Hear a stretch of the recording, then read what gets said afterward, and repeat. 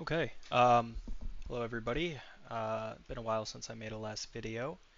I've been tinkering around with the Autobomber Temporalis build in PoE2, um, using Jungroan's build as a concept, um, and as of yesterday, there was a new video posted by Iva Markova on YouTube explaining about a new Evasion Tech.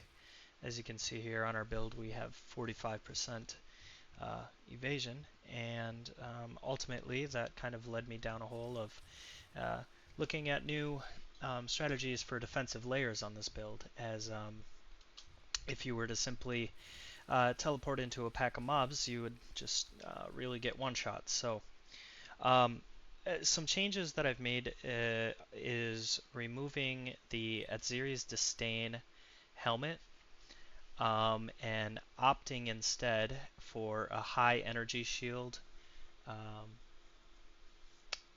ES base.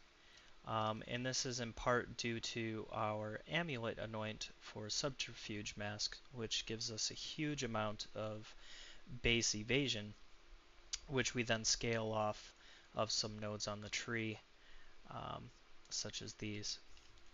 Now, ultimately, this is an amazing helmet for just starting out the build. It provides a massive amount of energy shield to your character. However, I noticed when running Mind Over Matter on our tree, the text line here where it says percentage of damage taken bypasses energy shield, um, compounded with the Blood Mage's ascendancy of Sangumancy or whatever, basically a life tap. Um, there would be situations in which we would be clearing a map and one-shotting everything, and then in a point of time blinking into a pack of mobs with 0 mana and 0 health. And what this helmet would do is you would just get one shot, um, because the damage would bypass your energy shield, and you'd have like 9k ES with Grim Feast, and it didn't matter at all. And then you lose, your huge map. Um, Another change that I made is I've actually replaced the Atziri's Acuity, no longer needing the leech from critical hits. We regen enough throughout the map, just with the um, Vitality Siphon for the spell damage leech. Perfectly fine. This man is obviously on drugs here, but that's okay. Um, Another change that I made here with the build is I've replaced the Ingenuity belt um, with a Headhunter. A Headhunter is just providing us with huge amounts of dexterity, huge amounts of strength, which we need to be running our Scepter. Additionally, clearing through juiced up 50% delirious maps with Breach, we're killing hundreds of rares throughout the map, and the amount of defensive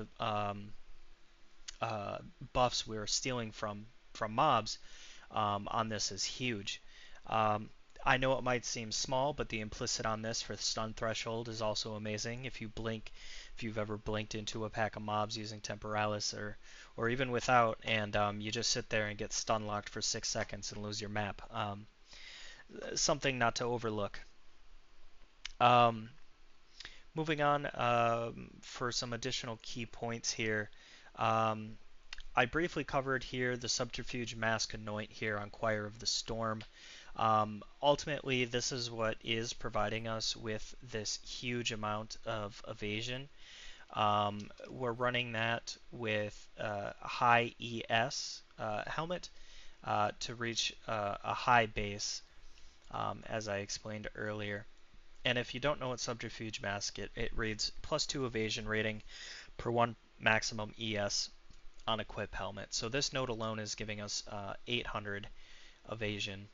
And as you can see here, if we had the ability to take this again, we would be at 61% evasion. So the flat evasion rating on this is huge. So that covers our evasion defensive layers. Font of Power, I was using this scepter for quite some time. The amount of spirit on this is a very, very cheap way to run our cast on dodge, cast on critical with blink. I believe a maxed out version on top of your 100 spirit, you can end up at 280. Um, and then by other means, you can additionally get 10 either through a corruption on the helmet or what have you to be running Grim Feast there. Um, yeah. Um, Adding on to defensive layers, I kind of splurged on some of these flasks that have been introduced in Path of Exile 2. Olras Resolve is actually really great for us. As Blood Mage, we have a built-in life tap, making this flask really easy to benefit from.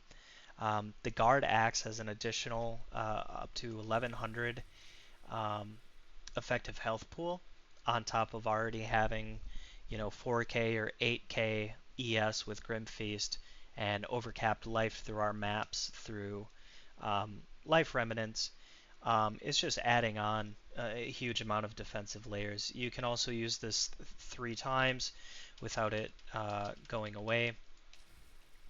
And yeah, just a super solid flask and really great in pinch situations.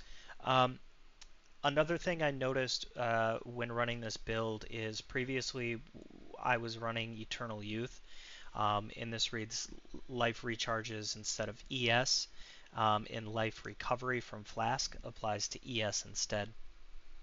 Now, when we were running at Zeri's Acuity, that Keystone passive was actually really good because our leech was instantaneous. We didn't have to wait for our health to regen. But I did notice when getting down to the minimum of the map and kind of blinking around trying to collect loot, there might have been 40, 50, 60 mobs available. And when I was using my previous gear set, that was a great opportunity to just get one shot by a mob. Um, Getting a little off topic here, but we've since returned. I noticed that when running this as well, when we're blinking around, we would have little to no health, and we would have to sit passively and wait for that health to regen in order for our cast on dodge to proc a spark. You can see there's no sparks going on here. But with Olroths, if we get back really low on health, uh, we don't have to wait for that health to regen. We can just pop it and boom, we're full health again. So this is really useful for cleaning out a map, collecting loot, additionally on top of the defensive layer of guard that I explained. Melting Maelstrom, this is just a really nice have. Um, Instantaneous get back to full mana. It deals a pulsing AoE damage effect. Even though we're not Chaos Res capped, um, the uh, the effect here where it says it deals damage to us and chaos damage when the effect ends, really it doesn't do anything with the amount of defensive layers that we have, the amount of ES and life that we have.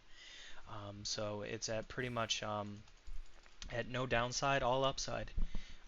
Really expensive, totally unneeded. Additionally, it acts as similar to Olros Resolve in terms of utility, as if we're running around and we don't have mana to cast the spark anymore, we can just pop it back to full mana, pop our Olraths, and we're pumping again. Blood Mage over Storm Reaver. Blood Mage just gets so much crit on our tree here that we have the ability and capability to afford these defensive nodes, taking key points away from some of these crit nodes on the tree, such as here or here, here, and here, and then crit damage bonus is always a nice have. But yeah, I believe my crit chance right now is at 50%, and I think that is perfectly fine. And that's also running with supercritical on Lightning Bolt. Without it here, we're at 63.3, but I prefer the additional double damage that this provides with little to no downside. I mean, it's Choir is still spamming them out. Um, yeah. Last thing to cover are just my jewels, I suppose. We have spell damage, max ES, crit hit, crit damage, um, ES, crit hit, crit damage, trigger spells, spell damage. I have some mana recovery on kill. I think this is really just quality of life, nice to have. Um, I think it might not be as important when running Melting Maelstrom, but still noticeable, through clearing packs. You never know when this might, not have a charge available. Um, and I think that's about it. That's really it. So as a recap, 45% evasion, Headhunter giving us massive defensive layers, Olrath with its guard, and instantaneous health pop, so we can continue casting Spark on our cast on dodge. And yeah, I've been running pretty juiced 50% delirium maps, 100 quant areas, and I've been doing very, very well, and my deaths have basically disappeared. So yeah, I hope you guys find this useful, and thank you for tuning in if you found this video. I really appreciate you, and hope you have a good one.